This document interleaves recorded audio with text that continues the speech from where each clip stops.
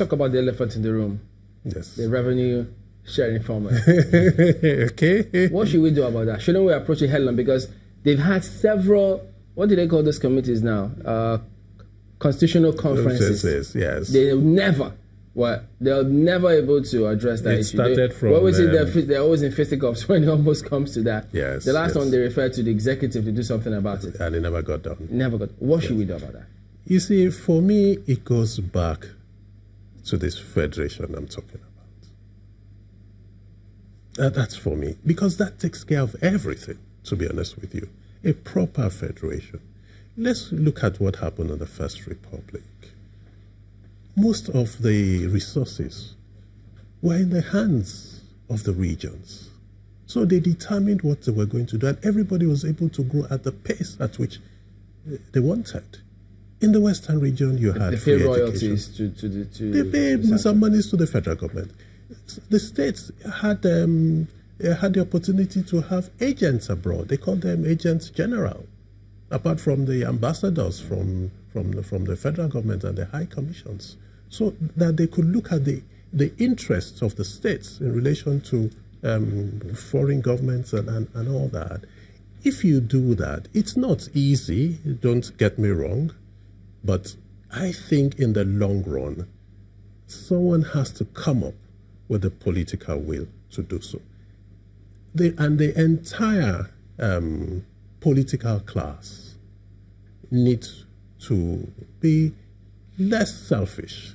In my own view, they're self-serving, and that's why we're not getting things done. If they were less self-serving and they're looking at the larger picture, what is good for this nation, it won't be a problem. How about the reason why they made it unitary in the first place? The military, they thought the federations were too strong, and so they could determine so many things for themselves. So they took away those resources, put everything at the center. So it will be command and control. But now, yes, eventually they say it's a federation system, but we still don't have that in practice. You say it's on paper. Do you think we've been able to address those fears, of which if we say, okay, let's make the federating units as it used to be strong enough? Can the federal government handle that? I don't see why not. You see, yes, there were mistakes in the First Republic, which led to what we have and which led to the unitary system. But let us also not forget that the military structure is necessarily unitary. The military structure is necessarily unitary. It's a command that goes from the bottom to the top. Even during the military regime, in states where the GOC was more senior to the governors, what we had, or at least what we were told, and what we were told that happens, is that really it was the GOC who was really more in control because of the command structure between in the military. So that fitted the military government. I think we've learned lessons from the First Republic, and the issues are different now. So, and what we have seen is that in federal nations, there's progress. The federal government is just too large to be able to manage the resources of this country. It's too large. The gap is just too far.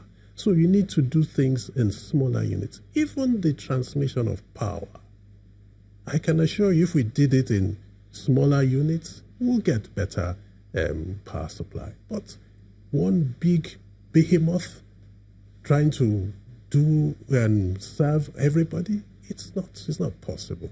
It's difficult. But smaller units where people can then do things, and then they are more accountable. I can see my governor more easily than I can see the president if I have issues.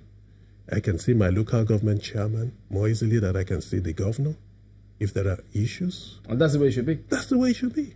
And if we have contributed from tax and all that to the state, and the money is being mismanaged, you will talk better. Okay. But at the federal level, it's where does the money come from? We'll look at another matter, hopefully, when we'll come back in just a moment on this one. Don't go away.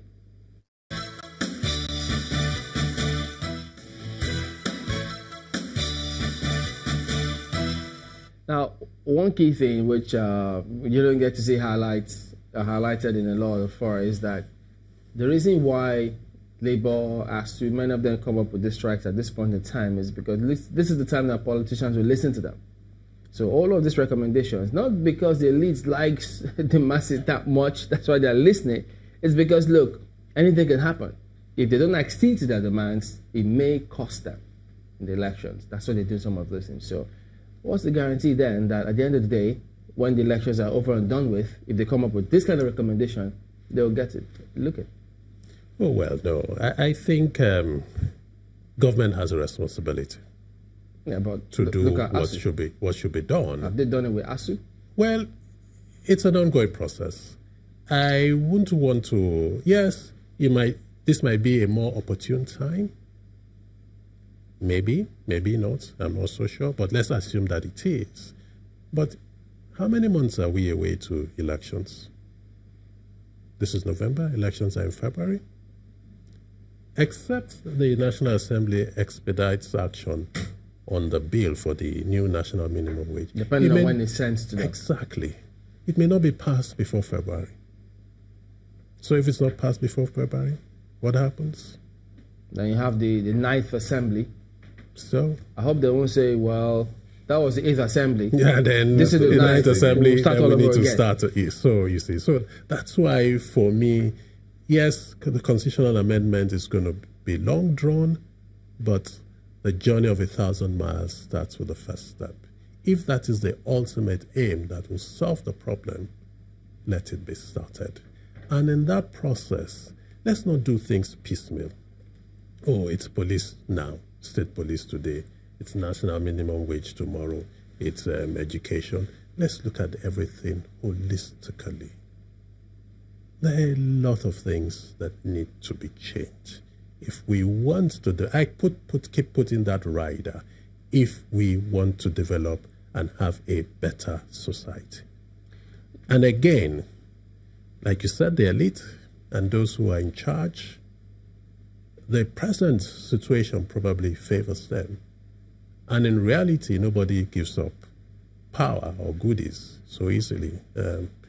This man, Ali Bhutto, in one of his books, said when there was a military takeover and then there was some talk about, I forgot the name of the military man that took over and said, oh, he was going to hand over power to him. He said, no, nobody's going to, you can't take power and then give it back on a plate of gold. That's not going to work. So the same thing, this present process, in my view, benefits certain people, and they're not going to give it up very quickly or easily. But again, then that comes to the followership. We have the ballot box. We have... Do we really? We're meant to. If we protect it, yes, we can. So those are the issues. You see, we can't throw up our arms and give up. Something really must be done. And all of these issues keep coming back. It came in 2011, it came in 2004, and Hassan Sumonu was the first guy that started minimum wage after the Udoji Award in 1975. And if we don't make a holistic solution, it's just going to keep coming back every 4 or 5 years. Yeah, Mr. Dapo Oyewumi, CEO, Center for Law and Business. Thank you for talking to us today on the program. Thank you. And that's the show today and for the week. Thank you all for watching. Now I can say we'll see you next week. I'm Chamberlain. Thank you so much and enjoy the rest of your day. Bye-bye. I'm Nell Taigbe.